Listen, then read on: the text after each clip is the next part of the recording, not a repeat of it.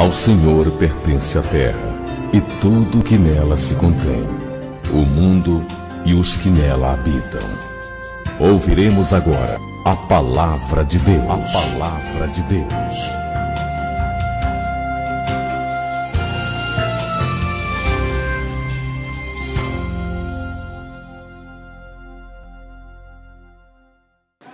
Diz assim a palavra de Deus, no livro de Gênesis, capítulo 11, versículo 1 a 9. Ora, em toda a terra havia apenas uma linguagem e uma só maneira de falar. Sucedeu que, partindo eles do Oriente, deram uma planície na terra de Siná e habitaram ali. E disseram uns aos outros: vinde, façamos tijolos e queimemo-los bem. Os tijolos serviram-nos de pedra e o betume de argamassa. Disseram: vinde, edifiquemos para nós uma cidade, uma torre, cujo topo chegue até aos céus, e tornemos célebre o nosso nome, para que não sejamos espalhados por toda a terra. Então desceu o Senhor para ver a cidade e a torre que os filhos dos homens edificavam. E o Senhor disse: eis que o povo é um, e todos têm a mesma linguagem. Isto é apenas o começo. Agora não haverá restrição para tudo o que intentam fazer. Vinde, desçamos e confundamos ali a sua linguagem, para que um não entenda a linguagem do outro. Destarte o Senhor os dispersou dali pela superfície da terra, e cessaram de edificar a cidade. Chamou-se-lhe por isso o nome de Babel, porque ali confundiu o Senhor a linguagem de toda a terra, e dali o Senhor os dispersou por toda a superfície dela. Amém. Pode sentar. Bem conhecida essa passagem, né? A Torre de Babel. E nós precisamos relembrar e aprender algo sobre esse texto. Muitos têm a ideia errada, errônea, de que a época pré-diluviana, né, o que estava acontecendo antes do dilúvio, era uma época, muitos podem pensar que era uma época de um povo primitivo, era um povo ignorante, selvagem.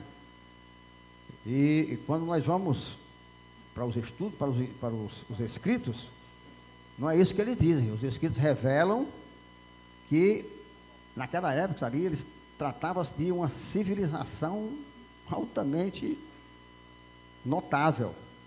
Eles não eram primitivos coisa nenhuma não, né? Eles tinham grandes vantagens em relação, inclusive, à civilização de hoje. Você veja como já começa a nos surpreender. Como é que pode aquele povo ter tecnologia, aquele povo ser notável, aquele povo, naquela época, aquele era um bando de índio, não era bem assim não. Você veja que eles tinham umas vantagens. Uma, que nós temos que lembrar que naquela época ainda havia a longevidade humana. Haja visto as 10 gerações de Adão a Noé, né? Foi Adão, Sete, Enos, Cainã, Maalalel, Jared, Enoque, Matusalém, Lameque e Noé. Só pode ser Deus, que eu não lembro o nome dos irmãos e lembro o nome dessa ruma de homem difícil. E como Deus não erra, eu creio que eu dei a continuação correta. Então esses homens, todos nós sabemos o quanto eles viveram. Quem menos viveu deles tudinho foi Enoque. Enoque viveu 365 anos e não morreu. A Bíblia diz que ele não morreu.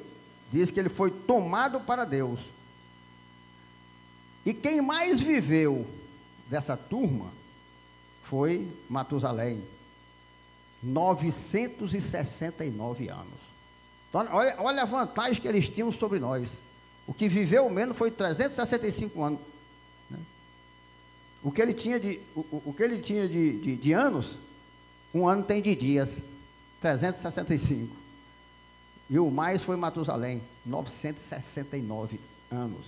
Então, isso aí já é uma grande vantagem. Havia outra grande vantagem, a uniformidade de línguas. Todos falavam a mesma língua.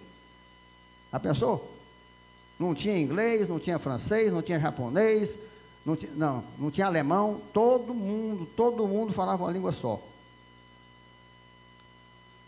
A Bíblia, os escritos mostram e revelam e provam que a revelação divina era muito próxima naquela época. E havia uma livre comunicação entre Deus e os homens. Hoje nós nos maravilhamos com a revelação divina que Deus nos dá aqui. Nós ainda temos esse privilégio, porque no meio de tanto pecado, Deus vai se afastando com ele das revelações.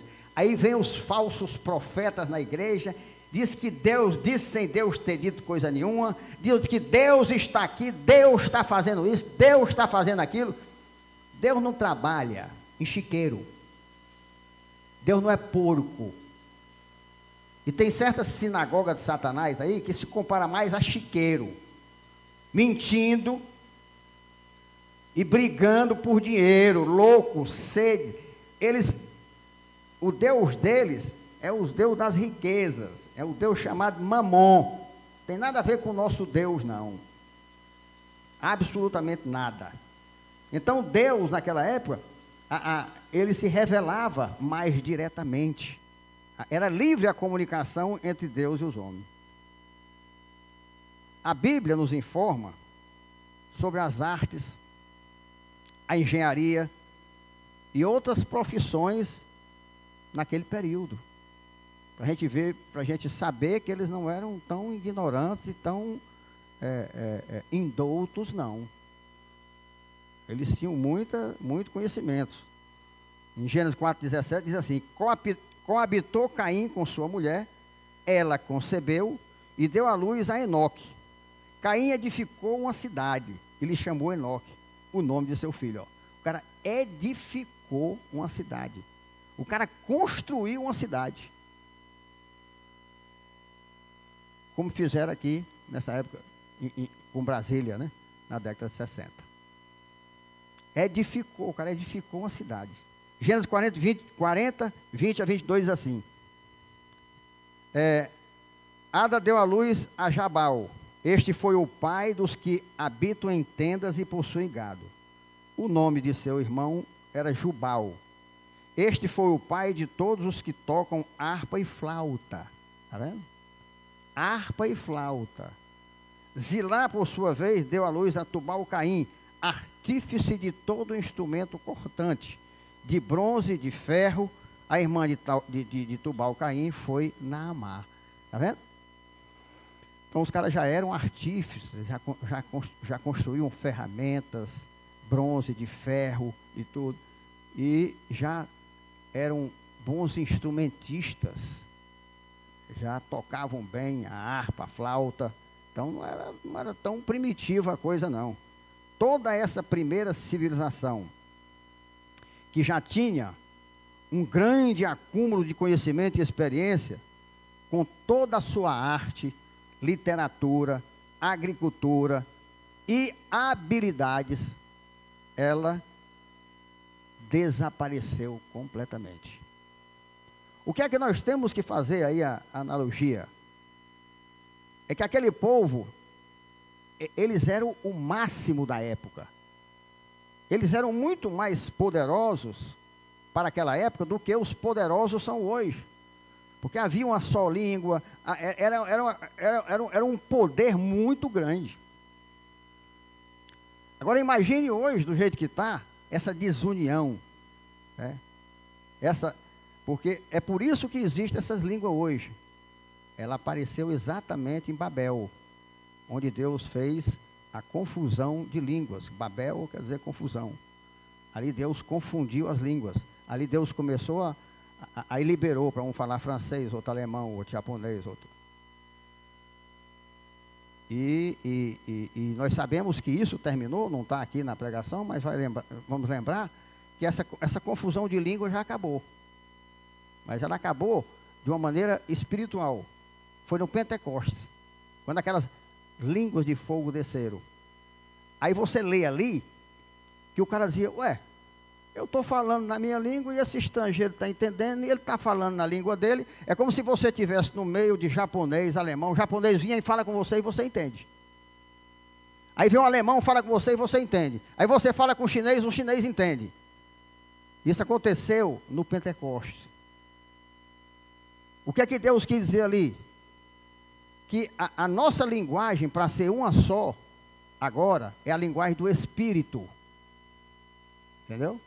Então, em Pentecostes, acabou o problema da língua. Acabou a confusão. Porque nós não falamos línguas diferentes. Nós falamos a língua do Espírito, que desceu sobre nós. Aí eu entendo o que vocês falam e vocês entendem o que eu falo. Porque nós falamos a língua única agora. Por isso que a Bíblia diz, ó, um só Espírito, um só pensamento, é uma só língua. Então ele fez a confusão de línguas e com o Espírito dele, ele tirou a confusão de línguas. Então, eu me entendo, amo e me relaciono bem com o alemão, se ele for cristão. Eu não entendo a língua dele falada, mas nós nos entendemos no Espírito, porque no Espírito nós falamos a mesma língua. Você vê que coisa tremenda. Gênesis 6:1-3 diz assim: como se foram multiplicando os homens na terra, e lhe nasceram filhas, vendo os filhos de Deus que as filhas dos homens eram formosas, tomaram para si mulheres, entre todas mais lhe agradaram. Ó, como se foram multiplicando os homens na terra, e lhe nasceram filhas, vendo os filhos de Deus. Você está vendo aqui a diferença? Ó, foram se multiplicando os homens na terra, e lhe nasceram filhas, vendo os filhos de Deus, que as filhas dos homens eram formosas. Olha aí. Está vendo? Então, naquela época, já tinha os filhos de Deus, e os que não eram filhos de Deus, filhos dos homens. Aí os filhos de Deus começaram a casar com as mulheres do mundo. Está bem claro. A pessoa lê, passa batida aqui, mas é muito claro. Ó. Como se foram multiplicando os homens na terra, foram se multiplicando. E lhes nasceram filhas. Aí vendo os filhos de Deus, ó, não são os homens, são os filhos de Deus. Que as filhas dos homens eram formosas, tomaram para si mulheres, as que entre todas mais lhe agradaram. Então disse o Senhor: o meu espírito não agirá para sempre no homem, pois este é carnal. E os seus dias serão 120 anos. Aí já começou perdendo uma grande regalia. Por que é que nós não vivemos 300, 400, 500, 700 anos hoje? Por causa dessa rebeldia aqui. Essa rebeldia. Nesse momento, Deus confundiu as línguas e diminuiu a quantidade de anos de vida. Aí o homem passou a ter, no máximo 120 anos. E nem chega. Pastor Humberto vai ser um dos poucos no mundo que vai chegar a 120. Entendeu? Porque vive nos pés do Senhor. Né? Chega numa academia daquela, dá show.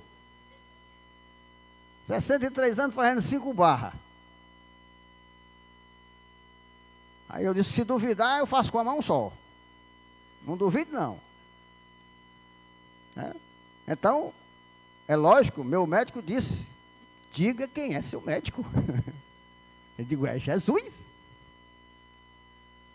O meu personal, ó, diga quem é o seu personal. Porque realmente é uma coisa bem diferente, uma coisa bem surreal. Mas você viu que à medida que você vai se aproximando de Deus, você vai sendo abençoado. À medida que você vai se afastando, perderam uma língua só. Deus criou essa confusão. Perderam quantos anos de vida, rapaz? O menor de 365 caiu para 1/3, 120. Exatamente 1/3. E não tem quem chegue nem a isso, como eu acabei de falar.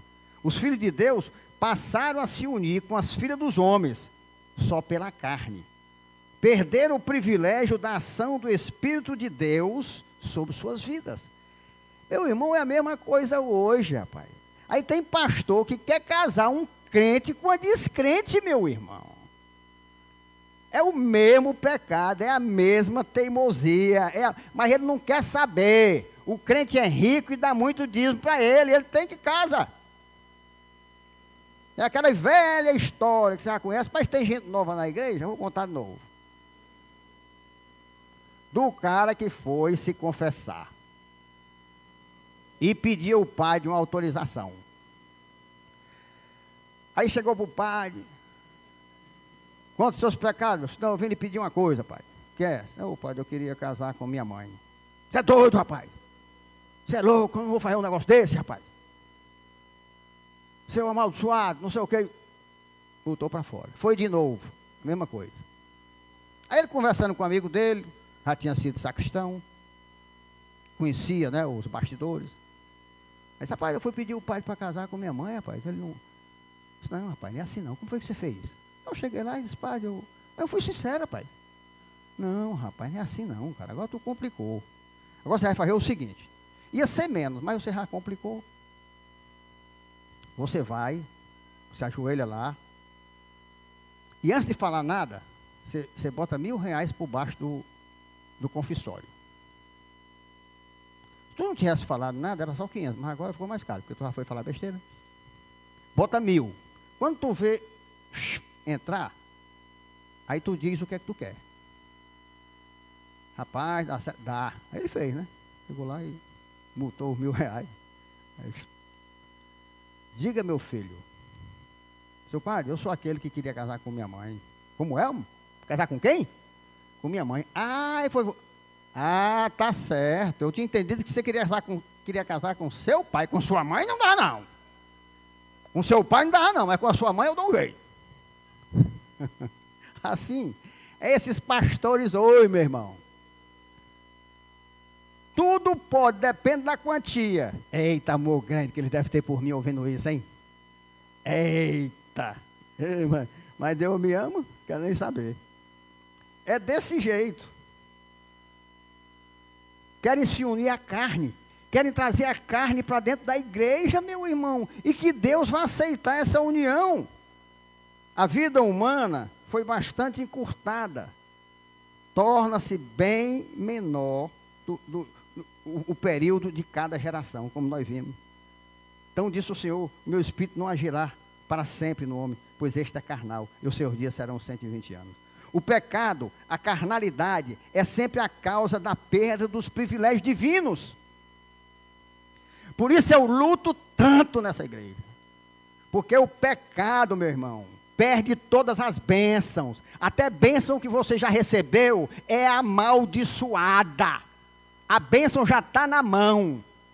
Deus lhe deu. E ele amaldiçoou as bênçãos. Está escrito isso na palavra. Aí Deus me levanta para... Eu vou ficar calado? Não vou. Não vou calar com o pecado. Não vou aceitar o pecado. Quem quiser pecar, vai para outro canto. Fazendo uma parafrase com os alcoólicos anônimos, né? Se o seu problema é pecar, vá para outro canto. Se o seu problema é deixar de pecar, venha para cá. Venha para cá. Aí nós estamos juntos com você. Mas ficar aqui encobrindo pecado, ficar aqui... Não, meu amigo. Eu não entendo porque o cara quer aqui. Se todo mundo aceita por aí, por que ele quer exatamente onde não aceita? Não tem lógica um negócio desse. Aí eu tenho que aceito não. Tira todos os privilégios. Não adianta. É engano. Gênesis 6, 5, 7. Viu o Senhor que a maldade do homem se havia multiplicado na terra e que era continuamente mal todo o desígnio do seu coração. Então se arrependeu o Senhor de ter feito o homem na terra. Isso lhe pesou no coração. Disse o Senhor, farei desaparecer da face da terra o homem que criei, o homem e o animal, os répteis e as aves dos céus, porque me arrependo de os haver feito. Perderam os privilégios, perderam a linguagem, diminuiu os anos, depois ele acabou com tudo.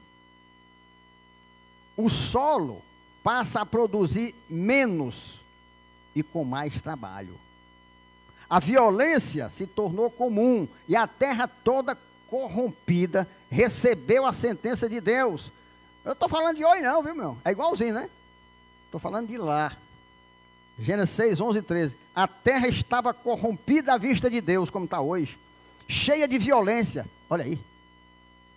Viu Deus a terra, e eis que estava corrompida, porque todo ser vivente havia corrompido o seu caminho na terra. Você já viu que não tem mais? É difícil você topar com uma pessoa que tema a Deus, que tenha caráter, que tenha verdade na sua vida. Só tem mentiroso, só tem ladrão, só tem viado, só tem gay, só tem o que é ruim, só tem o que não presta, meu irmão. De 100 que você topa, 99 não presta. É simplesmente incrível, inaceitável. Aí então disse Deus a Noé: resolvi dar cabo de toda a carne, porque a terra está cheia da violência dos homens. Eis que eu os farei perecer juntamente com a terra. Aí vem dizer que Deus está vendo tudo isso que está acontecendo e não vai se cumprir o que ele disse em Apocalipse? Está bem pertinho, meu irmão. Porque, você sabe por que é que não está igual hoje do que era nessa época aqui? Sabe por quê que não está igual? Porque está pior. Está pior. E Deus vai entrar com providência. Está muito perto. Eu quero viver 120 anos. Não é para viver 120 anos aqui não, que por mim eu partia, eu sei quando eu vou. Eu quero viver 120 anos para ver esta desgraça aí por fogo, meu Jesus voltar. Eu queria viver para isso, para ver Jesus voltar, para me ver essa desgraça, para me ver esses poderosão aí, tudinho, se dobrar o joelho, rilhando os dentes, chorando com ódio, dobrando o joelho e falando: Jesus Cristo é o Senhor, se levantando e indo para o inferno. Eu queria viver para isso, porque é o que vai acontecer e muito breve. E muito breve. E vai pegar pastor em cima de púlpito, vai pegar porque o templo não salva a nação iníqua. Não adianta estar dentro de um templo com pecado, não. Adianta para uma coisa, para acumular ira para o dia da ira. Agora, pela misericórdia de Deus, a raça adâmica teve uma nova chance através de Noé, seus 3 filhos e suas famílias. Gênesis 6, 8. Porém, Noé achou graça diante do Senhor. Achou graça, recebeu bondade, recebeu misericórdia. Deus se agradou dele. Não é como um doutorzão da Bíblia aqui que chegou para mim, um bicho ruim que já saiu daqui, que Deus me perdoe. Chegou para mim isso aí, velho. Noé ainda faz hora com a cara de Deus, achou graça na frente do Senhor, pai. Rapaz, eu não vou nem lhe responder. Porque ele achou graça, tirou sarro da cara de Deus, Noé. E se dizia entendido da Bíblia. Era amigo de um que pegou aqui, eu mandei ele ler abri a Bíblia e entreguei para ele ler o texto. Quando ele terminou, era Jeremias, JR, ele disse: Júnior, capítulo tal, não sei o quê. Eu digo: Júnior, as suas ventas, rapaz. Não tem Júnior na Bíblia, não. Isso é Jeremias, rapaz. E era entendido. Júnior, capítulo tal, versículo tal. Ah, pensou um negócio desse? Júnior é tu, rapaz. Júnior. Lúcifer Júnior. Só se for. O cara disse que entende a Bíblia e chama Jeremias de Júnior, meu irmão. Não sabia que nem na Bíblia não tem um profeta chamado Júnior. Misericórdia. A corrupção, a carnalidade e a violência hoje, como eu disse, não estão menores do que naquela época. É maior. Mas é que a misericórdia e a longanimidade de Deus são grandes demais também, está maior também. Mas eu creio que, como naquela época, Deus está para dar um basta nesses abusos. Em tudo isso vemos um bom sinal, como eu falei aqui, a volta breve do nosso Senhor Jesus Cristo. Maranata, eu tenho certeza, meu irmão, do jeito que está, não demora mais, não demora mais. Eu não posso ver um trovão que eu me animo. Aí quando eu vejo é chuva, eu digo: oh meu Deus, pensei que era agora. Quando vem um trovão eu já fico todo alegre, já me preparo logo. Mas uma hora vem. Ora, Nevou no deserto de Saara, meu irmão. Acredita? Nevou no deserto de Saara. Já pensou? Nevou. Aqui na cidade do interior, muito seca, não sei se é Massapê, não sei o quê. Hein? Massapê, né? Choveu granizo, pedra de gelo. Já pensou um negócio desse? No Massapê chovendo granizo, pedra de gelo. Ao invés dos cabas se ajoelhar e orar, correram com um copo para pegar o gelo e tomar uma gelada. Aí não tem jeito não, meu irmão. Aí fica ruim. Aí não tem temor não.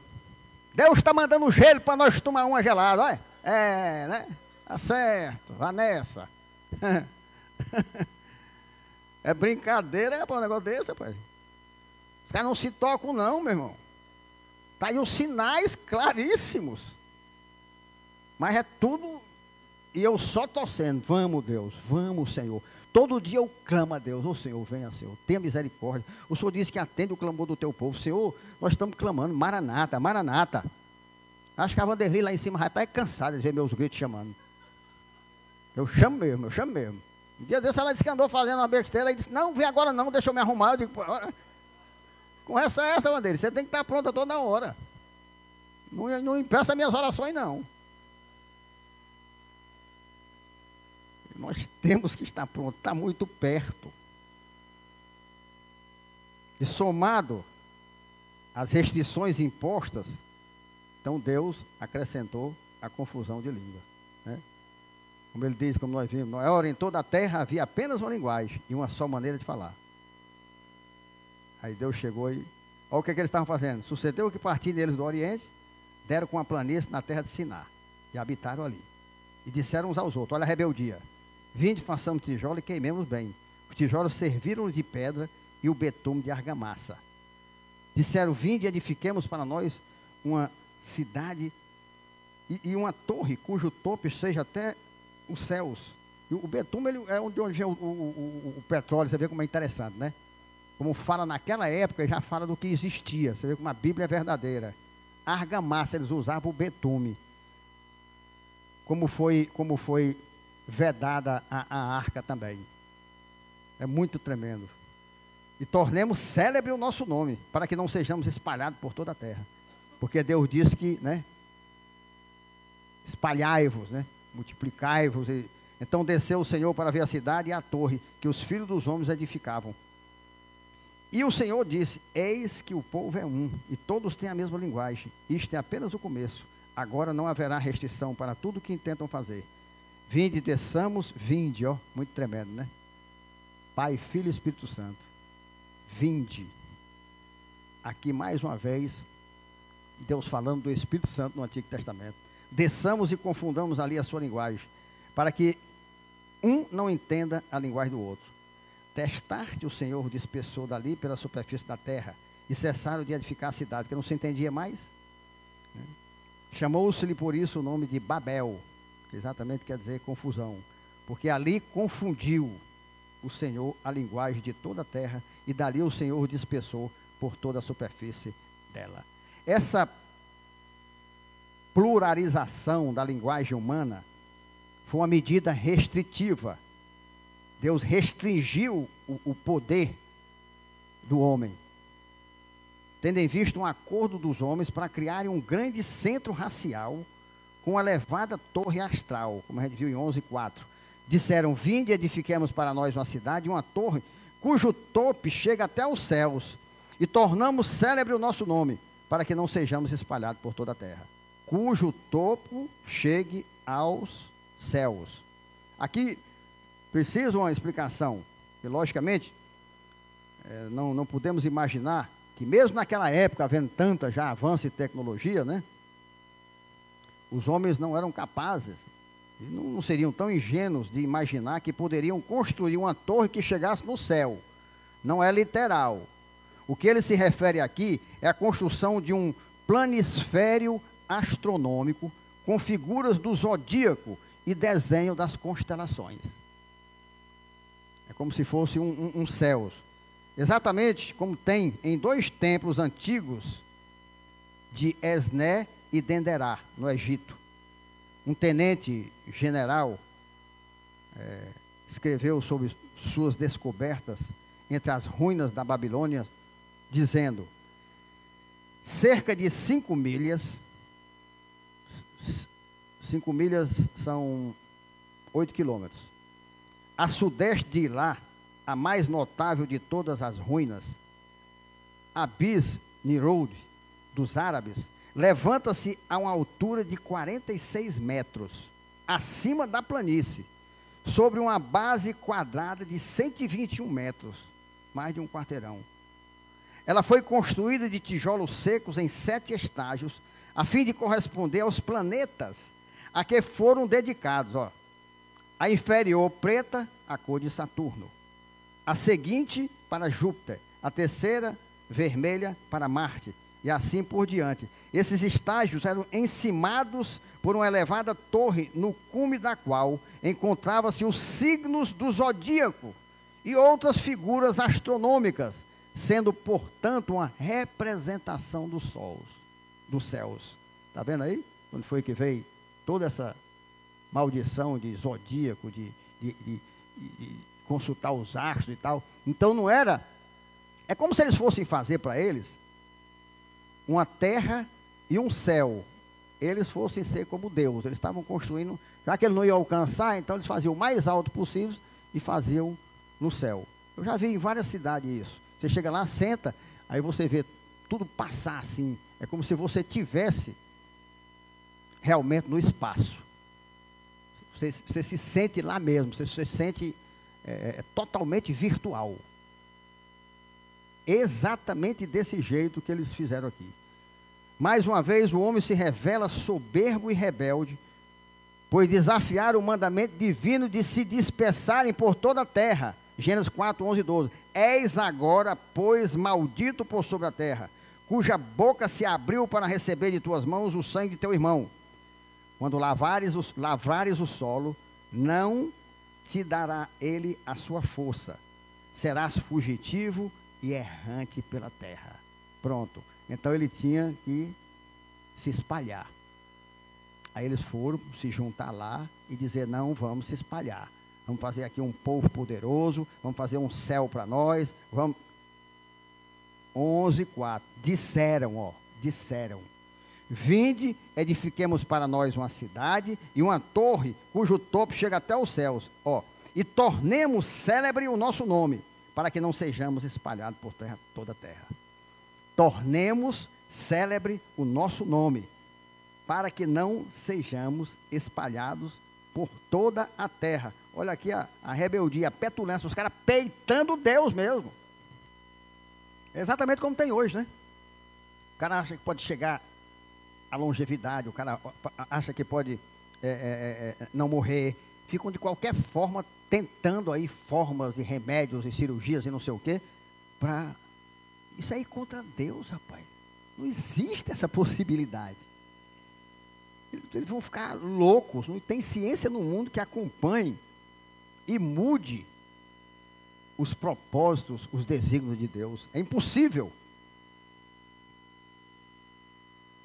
Um escritor de nome Alfred Edersheim fez o seguinte comentário, com o qual eu concordo. Tais palavras, quando eles disseram: vamos edificar para nós uma cidade, uma torre, vamos se tornar célebre. Tais palavras compartilham do espírito da Babilônia em todas as eras, está vendo? Em todas as eras, inclusive agora. Não tem negócio de Deus, não. Nós vamos conseguir, nós vamos fazer, Eles não creem, não querem obedecer a Deus, eles continuam se rebelando. Seu significado é certamente: vamos nos rebelar. O cara escreveu: pois não só o desígnio divino de povoar a terra seria assim frustrado, mas um império mundial desse tipo iria constituir um desafio a Deus e a seu reino, pois o seu motivo era orgulho e ambição. Quem é hoje? O anticristo. Já estava lá na época, está vendo aí? É exatamente o anticristo. É exatamente o que ele vai tentar fazer agora. Lá naquela época, o bicho já vinha tentando, sendo derrotado e continua insistindo agora, porque ele vai se manifestar. Apesar de tudo isso, o homem moderno continua cegamente, podemos até dizer burramente, insistindo em construir impérios humanos que vão contra os desígnios de Deus. Eles não param, eu digo, é burro mesmo, não tem como. Babel ou Babilônia é o símbolo do mundo pervertido e rebelde atual. Babel e Babilônia é o símbolo do mundo pervertido e atual. É o símbolo desse mundo. Nós estamos vivendo em Babel, nós estamos vivendo na Babilônia. Que Deus nos guarde. Energizado e globalizado pelo arqui-rebelde Satanás, que tem como filial no Brasil a Globo, que é sem dúvida nenhuma um instrumento do arqui-rebelde Satanás. Por isso que eu digo, aquele que é cristão e não é radical, louco, ao ponto de tirar uma Globo de dentro da sua casa, ela está plantando ali dentro, ela está alimentando os rebeldes de Deus. Ela está colocando a rebeldia dentro da casa dela. Aí ele é contra a televisão. Eu não sou contra a televisão. Eu sou contra a Globo. Porque a Globo é a inimiga número 1 de Deus nesse país. Sem dúvida nenhuma, a Globo é uma sucursal do inferno aqui no Brasil. Eu não sei como é que a pessoa se diz cristã e assiste a Globo. Precisa conhecer a Bíblia, precisa conhecer a palavra. Ela está escutando o Satanás, ela está escutando ali o arqui-inimigo de Deus. O maior rebelde, o rebelde dos rebeldes. Ela está apoiando quem vai apoiar o anticristo. Que é esta desgraça dessa Globo. Os motivos pelos quais Deus destruiu a humanidade com o dilúvio, limitou os privilégios e a castigou até hoje. São os mesmos motivos que os homens praticam hoje. Com a mudança, está pior. Então vejamos se não era. O que foi? Violência, temos. Corrupção, temos. Orgulho, temos. Soberba, temos. Ódio, temos. Traição, temos. Rebeldia contra Deus e contra o seu próximo, temos. Pronto. Essas aqui foram as razões porque Deus fez o que fez. Lá na Torre de Babel. Foi porque Deus tacou o dilúvio e matou todo mundo. Essa aqui foi a razão. Violência, eles estavam lá. Violência, corrupção, orgulho, soberba, ódio, traição e rebeldia contra Deus e contra o seu próximo. Por isso que eu digo, aquele que diz que ama a Deus e odeia seu próximo, é mentiroso. É mentiroso. Não se admite dentro de uma igreja haver ódio, haver mágoa do irmão, haver ressentimento. Não se admite. Se admite a carne querer, o diabo está nos teus coros fazendo isso. Mas reconheça e lute, confesse. Meu irmão tem raiva de tu, meu irmão, tu acredita? Meu irmão, vamos orar aqui junto, pelo amor de Deus. Pastor, pelo amor de Deus. Diácono, pelo amor de Deus, bota meu nome. Eu tenho pavor, eu tenho ódio da irmã. Eu tenho raiva da irmã. Eu desejo mal a ela. Confesse, bote para fora, não guarde não. Porque aquele que diz que ama a Deus e não ama seu irmão é mentiroso. Quanto mais odiar. Não amar é uma coisa. Quanto mais odiar. Desejar mal. Se alegrar se acontecer alguma coisa de ruim com aquela pessoa. Eu não me alegro não, meu irmão. Me alegro não. Meus inimigos, tudinho, eles vão pagar caro. Eles vão pagar caro. Mas eu não me alegro não posso fazer nada. Mas quando Deus descer a mão sobre eles, Aí interessante, sabe o que Deus diz na palavra? Quando eu descer a mão sobre os teus inimigos, não te alegras, para que eu não a retenha. Olha aí. Aí se eu me alegrar, Deus disse, opa, já não vou mais. Aí eu digo, vá lá meu pai, eu não estava me alegrando, pensando que estava fazendo bem, estou complicando a situação do cidadão. Porque se eu não me alegro, o Senhor vai continuar descendo a mão sobre ele. Então não justifica, meu irmão. Na igreja você é carne, presta atenção. É natural, é totalmente natural você sentir. Agora, guardar e conviver com isso, saber que sente, deixar dentro do seu coração e ainda alimentar e querer realmente ficar torcendo, não vai se converter, rapaz. A Babilônia histórica foi totalmente destruída num cumprimento maravilhoso da profecia bíblica determinada por Deus em Isaías 13, 19 a 22. Babilônia, a joia dos reinos, aí ó, glória e orgulho dos caldeus, será como Sodoma e Gomorra, quando Deus as transtornou. Ó, eu estou dizendo aqui agora que vai ser igual àquela época. Na época da Babilônia, o profeta dizia que ia ser igual a Sodoma e Gomorra, tá vendo? Aí foi. Então, da mesma forma vai ser agora. Vai ser destruído da forma que foi a Babilônia, que foi Sodoma e Gomorra, que foi... Não tem quem empate, meu irmão, vai acontecer. Nunca jamais será habitada. Aqui está, ó, quando ele disse isso, era impossível humanamente acontecer isso com a Babilônia. Era segurança total. Isso é um louco. Esse cara é doido, você não está vendo que existe a possibilidade da Babilônia se acabar, rapaz? Como é dizer o quê? Nunca jamais será habitada. Olha, ninguém morará nela de geração em geração. O arábio não armará ali a sua tenda, nem tampouco os pastores farão ali deitar os seus rebanhos. Porém, nela as feras do deserto repousarão, e as suas casas se encherão de corujas. Ali habitarão os avestruzes, e os sátiros pularão ali. As hienas uivarão nos seus castelos, os chacais nos seus palácios de prazer. Está prestes a chegar o seu tempo, e os seus dias não se prolongarão. Eita, rapaz. Aconteceu isso aqui? Aconteceu. Aconteceu. Total, literal, sem mudar nada. Aí eu estou dizendo, do mesmo jeito vai acontecer aqui. Do mesmo jeito vai acontecer aqui. Eu não tenho dúvida. É o nosso Deus que fala, nos garante isso.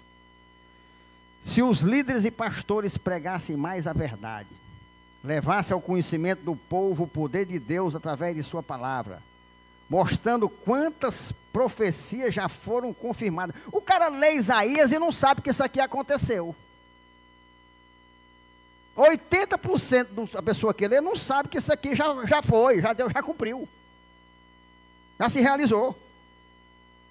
Com certeza, se fosse pregado, rapaz, isso aqui aconteceu. Olha, Deus, isso aqui aconteceu aqui. Deus, isso aqui aconteceu, isso aqui. Como aos poucos eu venho dizendo, com certeza haveria mais temor. Muitos conheceriam a verdade e a verdade os libertariam. Mas como Deus nos alertava, através de Isaías, né, está em Isaías 10, diz assim: como, porém, invocarão aquele em quem não creram? Como é que esse povo vai invocar a Deus se eles não creem? Mas como é que, e como crerão naquele de quem nada ouviram?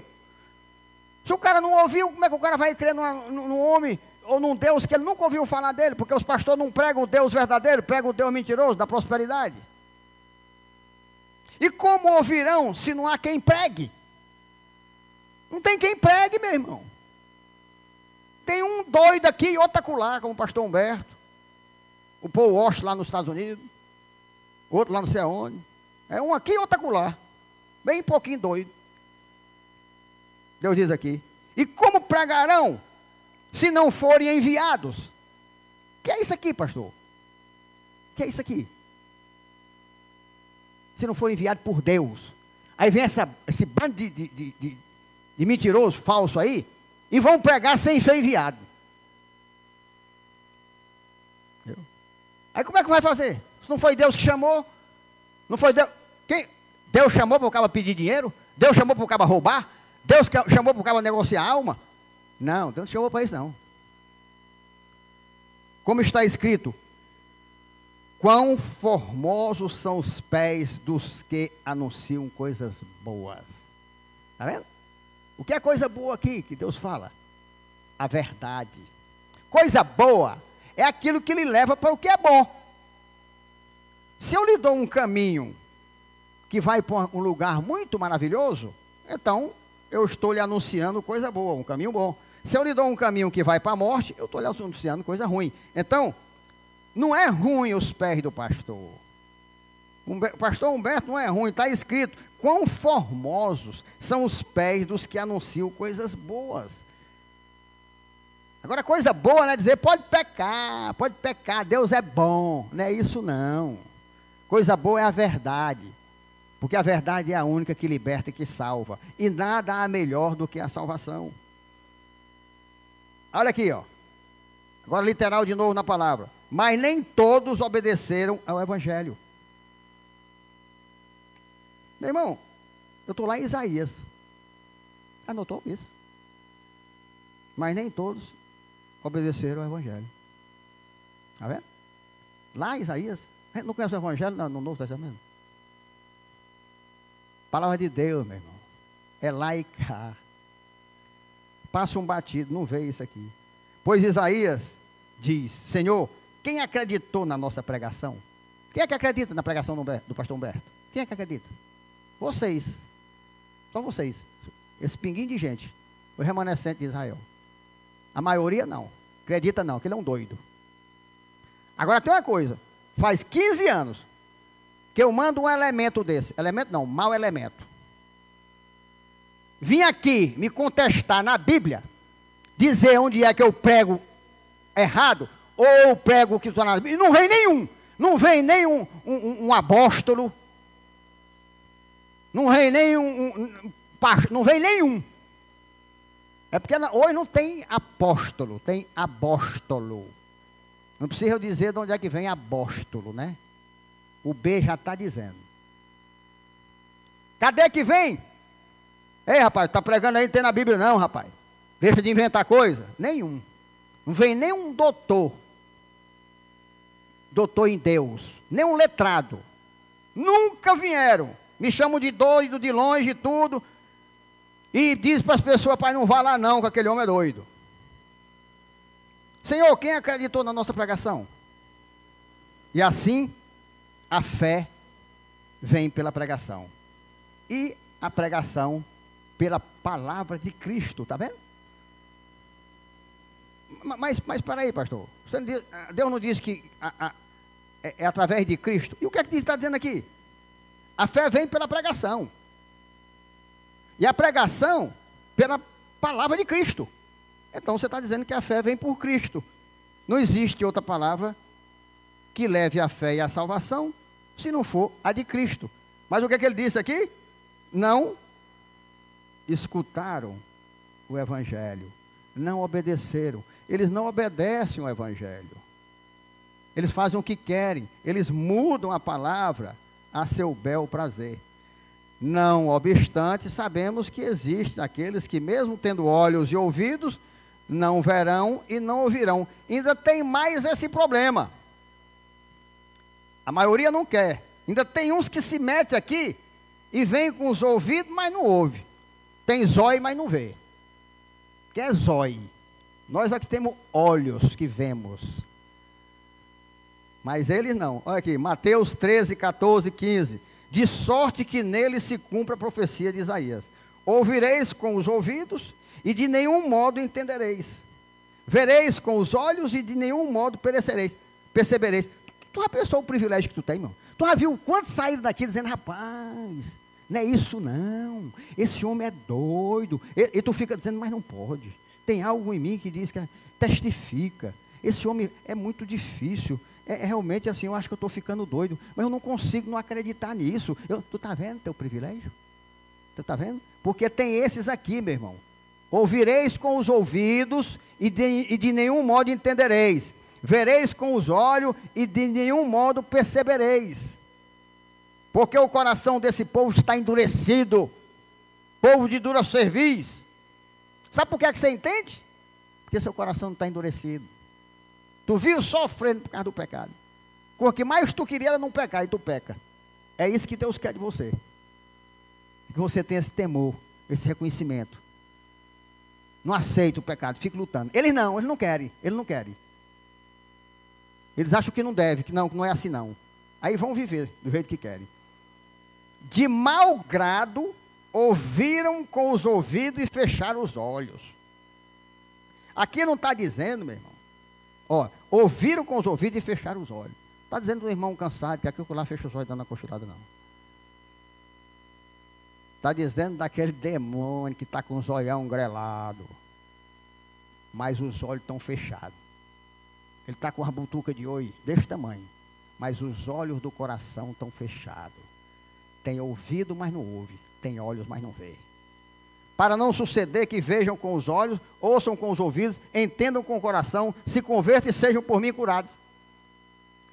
Outra área, você está vendo? Pastor, por que o cara veio e passou 10 anos comigo aqui? Porque ele não foi escolhido como você.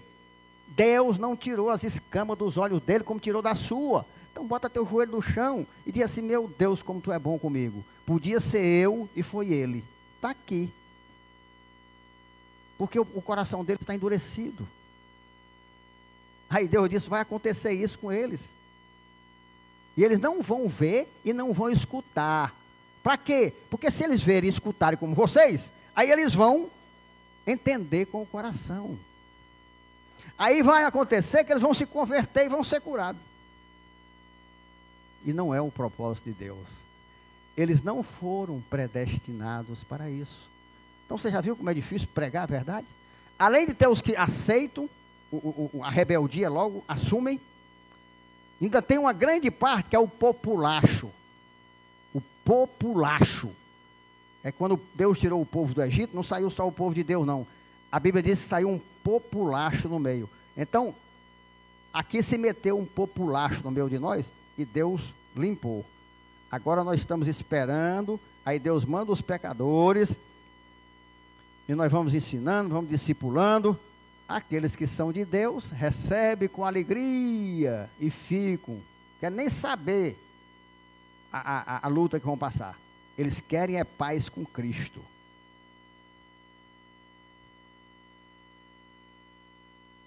Sabemos que a Babilônia, segundo o livro de Apocalipse, continua viva em forma de mistério.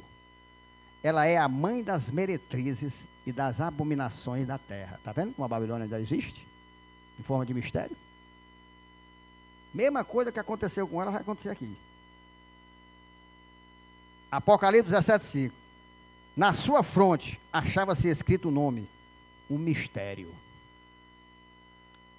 Aí esses profetas velho, vagabundo, Deus me perdoe. É mistério. Mistério o quê, rapaz? Tua vida não é mistério, não. Tão sem vergonha, ganancioso. Mistério. Sabe nem o que é mistério? Babilônia, a grande mãe das meretrizes e das abominações da terra. Eita, rapaz. Na sua fonte estava escrito o nome, um mistério. Mas para nossa alegria, sabemos e cremos que a destruição da Babilônia histórica, como a gente falou, tipifica a destruição da Babilônia misteriosa e, logicamente, do atual sistema mundial. Está vendo a relação? Está vendo a sequência? Graças a Deus, a destruição, exterminação da Babilônia física tipifica, é uma tipologia da destruição da Babilônia misteriosa. Glória a Deus. Que assim o Senhor Deus faça. Ora,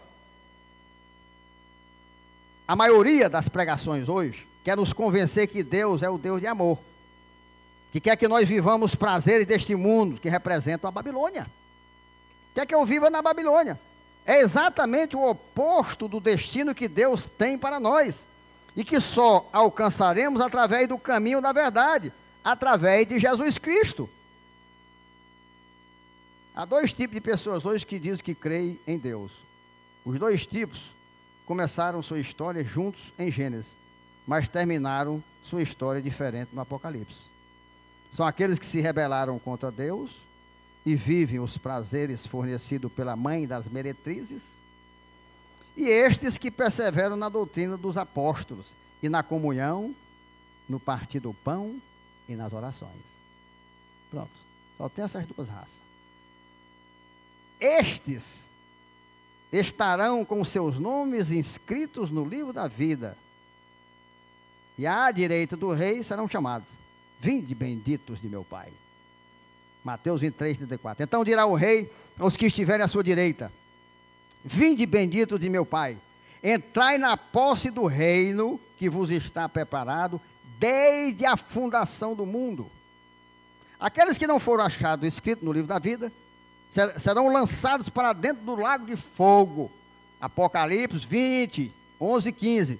Vi um grande trono branco e aquele que nele se assenta, de cuja presença fugiram a terra e o céu, e não se achou lugar para eles.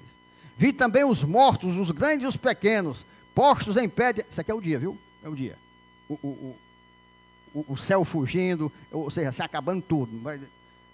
Vi também os mortos, os grandes e os pequenos, postos em pé diante do trono. Então se abriram livros. Ainda outro livro, o livro da vida, foi aberto, e os mortos foram julgados segundo as suas obras, conforme o que se achava escrito nos livros. O que Deus diz? Todos vão ressuscitar. Os mares vão devolver seus mortos, mas tudinho ressuscita. Tudinho. Tanto nós como eles. Para quê? Para ser julgados. Para receber. Mas nós não já estamos salvos, pastor, se a gente tiver salvo. Para quê? Mas o rei, ele tem que dar o veredito, ele tem que dizer: você para lá, você para cá. Eu não posso chegar lá e passar direto, não. Não tem passe livre, não. Tem que ser na hora, você recebe o ingresso na hora. Aí ele vai dizer na hora quem é. Está aqui, deu mal os mortos que nele estavam. O cara morreu afogado, morreu queimado. Pastor, o cara ele pode ter morrido do que ele for, meu amigo. Ele vai se levantar bem inteirinho. Vai lá para a presença de Deus, lá para o trono lá, para receber o veredito e o destino dele. A morte e o além entregaram os mortos que nele havia. Acabou-se, devolveu tudo, não fica nenhum. Olha aí. E foram julgados um por um, segundo as suas obras. Está vendo aí? Então a morte e o inferno foram lançados para dentro do lago de fogo. Ali no lago de fogo é onde vai estar a morte eterna e o inferno. Por isso que fala inferno, fala em lago, é como se dissesse assim: tudo que é ruim, vai para lá. Então você vai para o inferno, você vai para o lago de fogo e fogo e enxofre. Esta é a segunda morte. Você não morreu a primeira? Não foi ressuscitado? Eita, a segunda é que vai ser dura. Qual é a segunda morte, pastor? O lago de fogo. Eita, os cabas têm medo da primeira morte? Rapaz, a primeira morte é mel diante da segunda morte. Eles lutam para não ter a primeira morte, quando eles deviam lutar para não ter a segunda morte. Porque a primeira morte, nem eu, nem ninguém pode evitar. Mas a segunda, Jesus já evitou por nós. Ele já nos deu a vida eterna. E se alguém não foi achado escrito no livro da vida, esse foi lançado para dentro do lago de fogo. Acabou-se, compadre. Acabou-se. Não tem bom não. Não vai ter doutor, não vai ter rico, não vai ter pobre. Não, vai não. Por isso que muito pobre material perde, porque se orgulha porque é pobre, acha ruim de Deus porque é pobre, era para ter a salvação. Aí Deus disse: então pronto. Você achou ruim, não foi? Agora vai piorar. Todos nós devemos ser alegres aqui, gratos a Deus, porque nós estamos livres dessa segunda morte. Isso não tem dinheiro que pague. Isso não tem riqueza que pague. Se Deus dissesse para mim, para você, Você vai ficar liso, vai pedir esmola lá na Praça do Ferreira. Mas não vai ter a segunda morte. Ou tu fica ricão, mas vai ter. Só um doido. Só um doido ia dizer, não, eu quero ficar rico e pá. Então você não é pobre, meu irmão. Então você não é pobre. Você tem um bem maior. Quando Deus diz o bem maior na Bíblia, é o bem maior que todos. Qual é? É não ter a segunda morte. É ter a vida eterna. Não tem dinheiro que pague. Não tem bem maior. Não tem. Não se preocupe em morrer aqui, não. Agradeça a Deus. Eu digo, Senhor, muito obrigado, Senhor. Só vou morrer uma vez, depois não morro nunca mais. Vou estar na eternidade, vivo, passando nas paredes como Jesus passou. Nem abrir porta não vamos abrir. Não tem nada que impeça. Vai ser bom demais. Aí eu tenho que adorar a Deus, rapaz.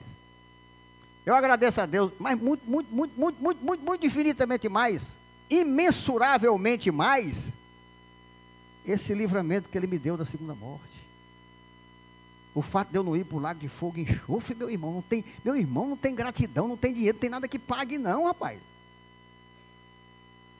O verdadeiro pastor não teme pregar a verdade, porque sabe que a sã doutrina é privilégio exclusivo do povo de Deus.